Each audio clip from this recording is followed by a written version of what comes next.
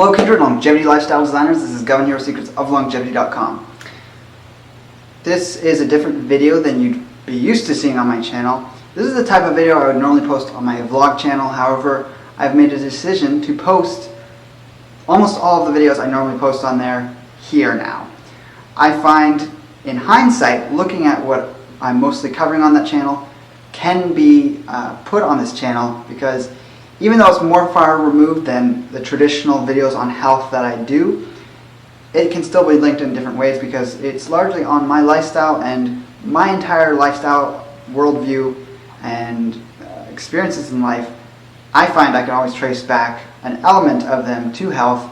And another factor is that I think a lot of you guys can enjoy these as well, and I have a much larger audience on this channel.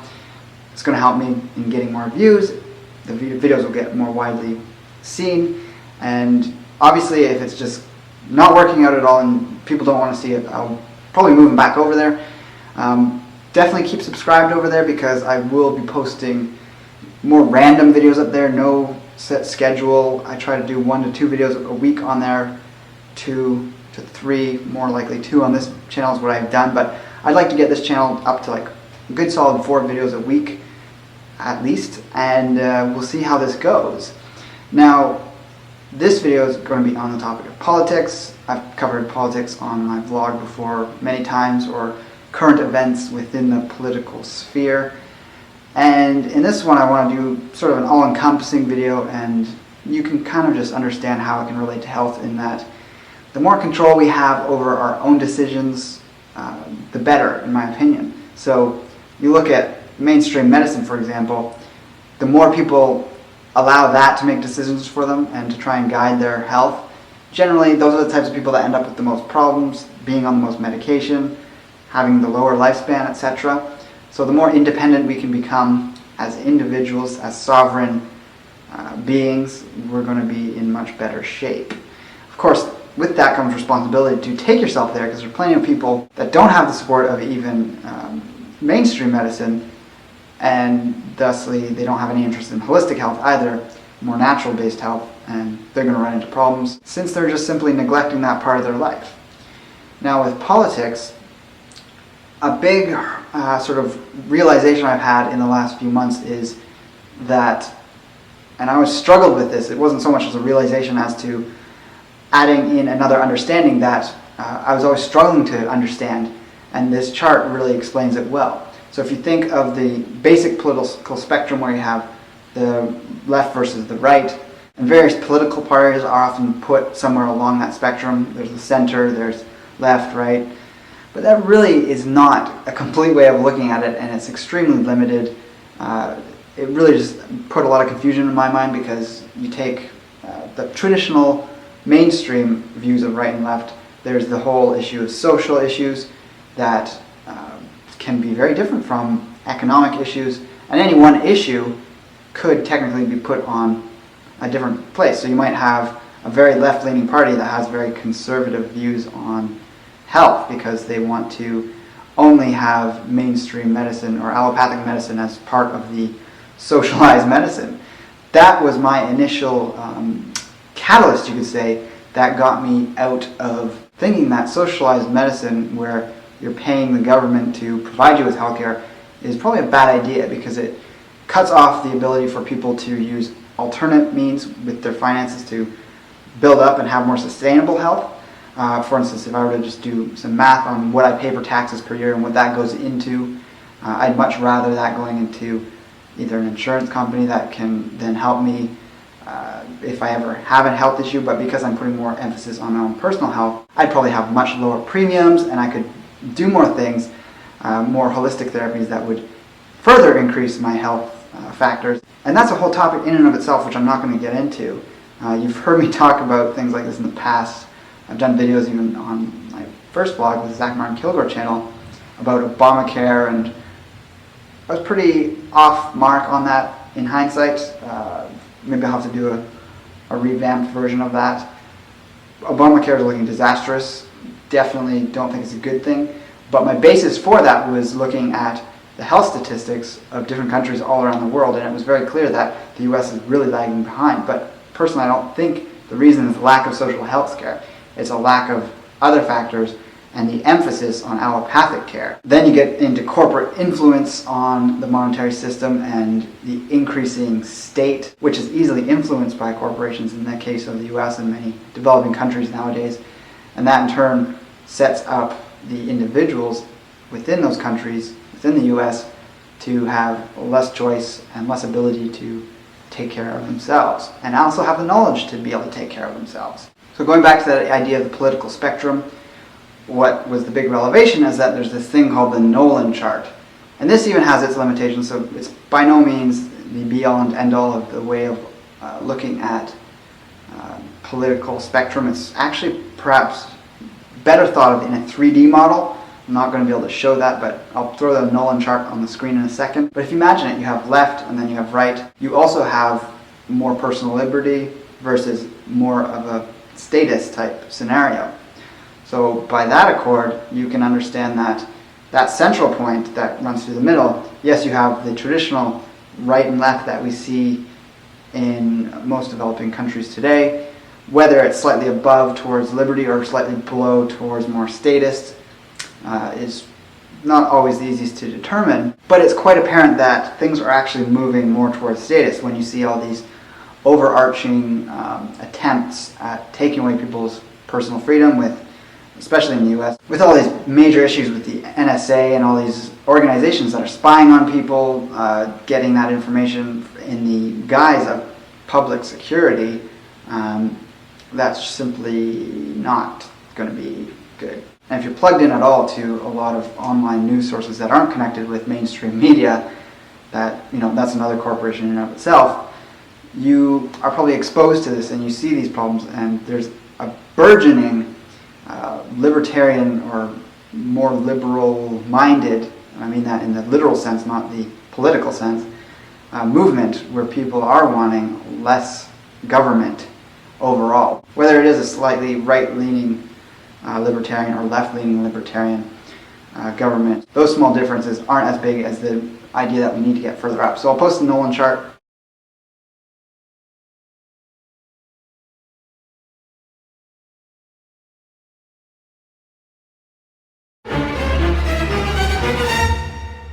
And as you can see, the further high up it gets towards liberty, you have libertarianism, and eventually, if you'd want to really break it down, you'd get minarchism, then you'd get anarchism.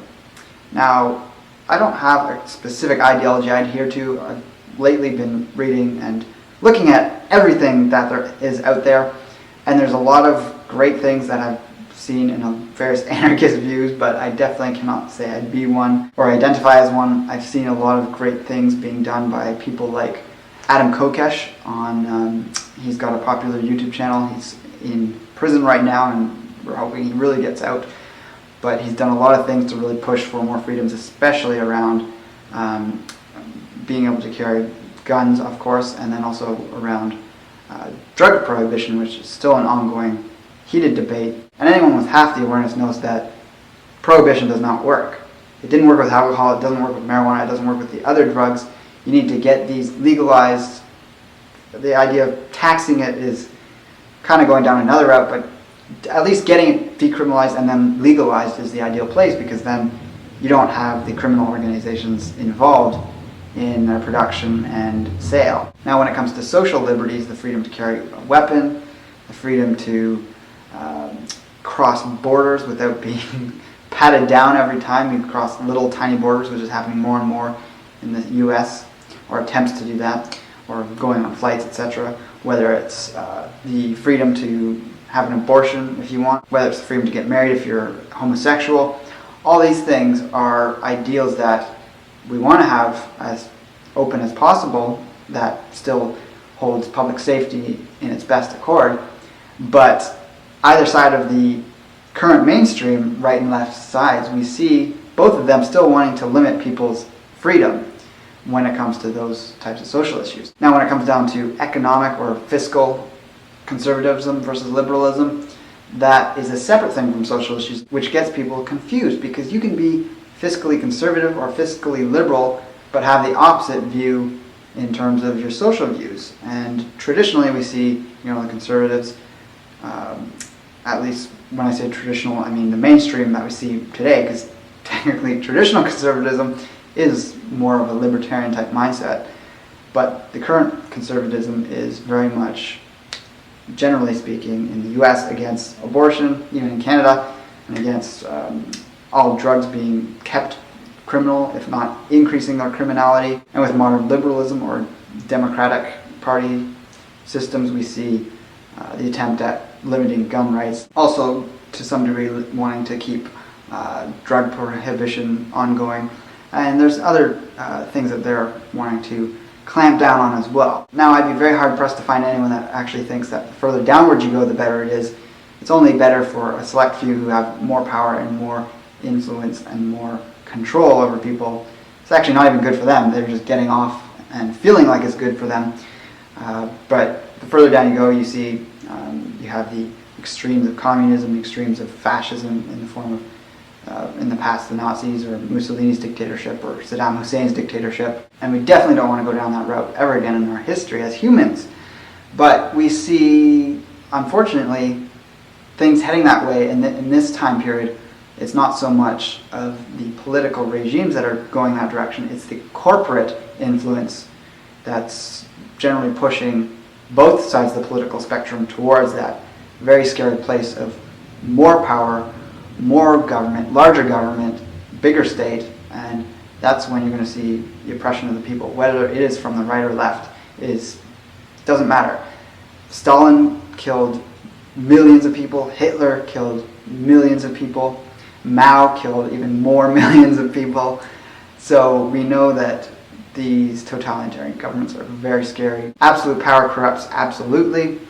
When you restore the liberty to the individuals and you start chopping away or picking away at government and reducing its size, we're going to be seeing stronger economies, happier people, just general much better lives for everyone all around. Recently we saw the bankruptcy of the city of Detroit.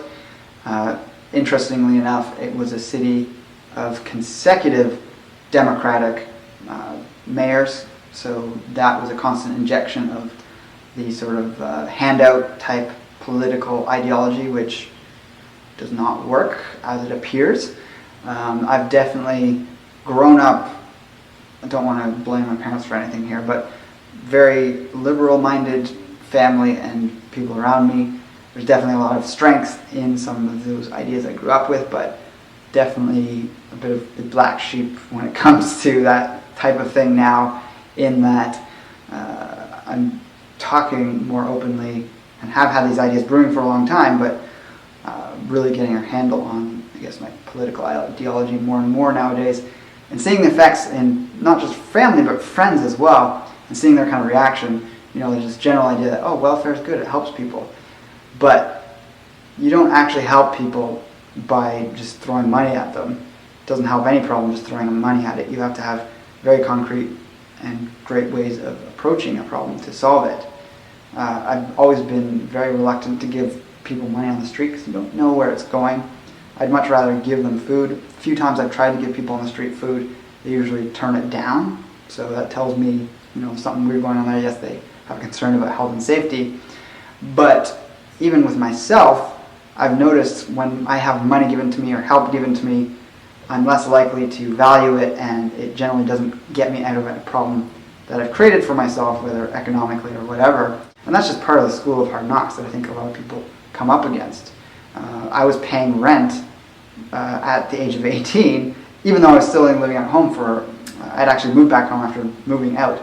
Because I'd already moved out and came back, I was having to pay rent. And at the time I didn't like it, but in hindsight it really helped me because it got me on my feet and made that tradition back out within less than a year to my own place. At first I was with roommates, and that made it feasible because I was already in that habit of paying the rent. So when you put people on dependence, they don't learn the skills and habits to get themselves out of that. Yes, certain types of welfare, certain types of handouts have ways that they try to implement that. I don't think it's strict enough personally. Same idea with healthcare.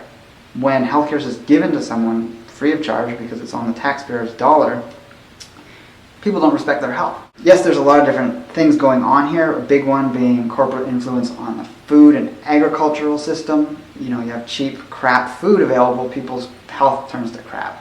Subsidies to corn, wheat, and soy are bolstering the junk food market, the processed food market, the crap food market that is in turn damaging people's health and making them dependent on the allopathic system because they're so sick, tired, and lazy that they can't take responsibility for their own health.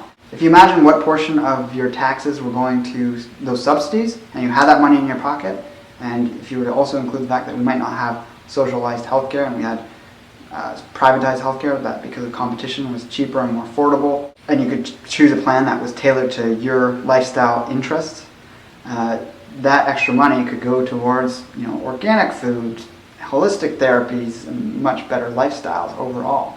Of course, people need to be educated on that as well, and that's another factor to consider. Another topic of much debate these days is the environmental issues. And people want more laws and all these oversights to prevent things. And I do think there's definitely a place for government to prevent, you know, damage of the environment from industry. That's a big importance that government plays in protecting our lands. But we don't need things like this weird carbon tax people are talking about. That's very frightening to consider because it's just putting more money in the pockets of the elite. Why create a carbon tax when you could actually cut the subsidies to the industries that are doing all that polluting? Oil industry, number one. Certain areas of other industrial processing. Take the subsidies away, those industries have to be more independent and they can grow according to how much the public demands of them, and they're naturally going to start lowering as people become more aware of how important it is to conserve the environment. People don't want to buy the big gas-guzzling car anymore. So for them to be able to afford the cheaper, more gallons to the mile car, give them the extra money instead of giving it to the oil companies and then throwing a carbon tax to try and help the environment. So this whole handout philosophy or ideology within politics is pretty despicable. I'm not anti-safety nets. I think it's noble. And yes, it's charity and not everyone wants to be a part of it, especially the anarchists. They think any amount of government's a bad idea. But I think crisis care in terms of health is very reasonable. If you're in an accident that's not caused by your lifestyle, all the power to the community helping this person be saved, because no one knows who it's going to happen to. There's going to be some government things that are good. Traffic lights, we kind of need them. Technically, you're losing the liberty of being able to run a intersection in your car if you think it's okay for you to do. You don't see traffic. But I've been to underdeveloped countries where there's left traffic rules. And believe me, the cars aren't in the best shape because they're covered in dents. When it comes to welfare and helping people, I think there's a big incentive for people to be less responsible for their lives in general when they know there's that massive safety net as opposed to one that, you know, is just reserved for the people that get themselves into trouble. I've seen a lot of people in my community abuse the welfare system. I know very few people who actually use it legitimately. I know people that were on it and were making money on the table at jobs who were making money doing their own work. I actually don't know a single person that used it completely according to the parameters of the welfare they were on, and they were bragging about the fact that they got away with this. By all means, our government's messed up if you can get away with it.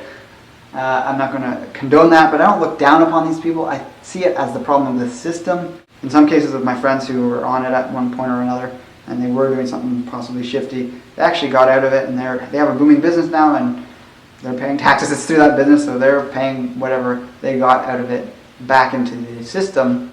But still, if there was a much smaller, better designed system, I think that would obviously make the most sense. And again, this is all about putting more money back into the pockets of the individual so that the government isn't as big, isn't siphoning money off to big corporations in a myriad of different ways, having more equality across the board on who's paying the most taxes. I don't think rich people should be paying more just because they happen to be rich than people making less. It should be a percentage, and a very small one at that. Another thing that really grinded my gears when I realized I was paying into this the last round I paid taxes was in Canada, our pension plan. Why does the government have to set up something for my retirement? Isn't that something I could easily have the responsibility to figure out on my own? Seems a bit ludicrous that because some people have a problem, a very small percentage of the population can't manage finances and can't save money for their own retirement, that you have to hit 100% of people and make them pay into pension plans, which who knows what that's going to look like down the road. How is the government going to use your money? Are they going to invest it well? Are you even going to get it when the time comes? So yeah, it's all aggravating, and it's the system we live in. You have to live with it.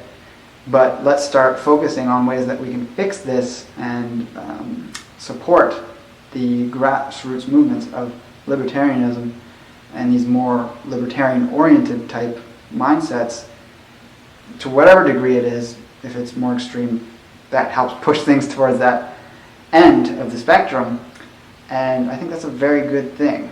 I think having a massive state government is just the remnants of the old ideologies of monarchy and imperialism and these ideas of huge power structures of very elite people running the world. There's no problem with elite people in terms of money. People will make money, and the more money you have, the more you can use it to actually create a better reputation for yourself. So often the most well-off people are the biggest philanthropists because that creates a good image for them. But what we have to be really concerned about is the rich that aren't philanthropists behind the scenes that are trying to get in and pull all these political strings.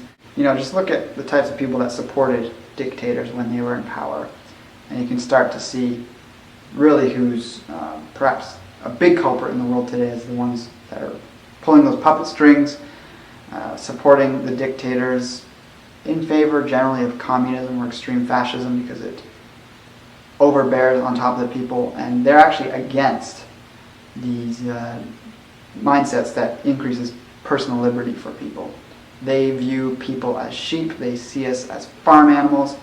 Even millionaires are seen that way because their wealth is so exorbitant, which once again, there's no problem with having money, but when you have that much power and influence, you're going to suppress other people as opposed to just embodying what you have and raising yourself up and using that to help other people in constructive ways for the planet and for humanity. So, there's a longer video.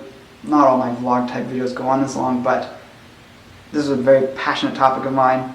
I hope you can see how this ties in with health as well. Let me know in the comments below what you think of having vlogs on this channel. It mixes things up. I'll be posting more here, and I think it's all for the better. So also like, favorite, and share the video if you feel so inclined. And with that, I'll talk to you next time. Take care and embrace life without limits.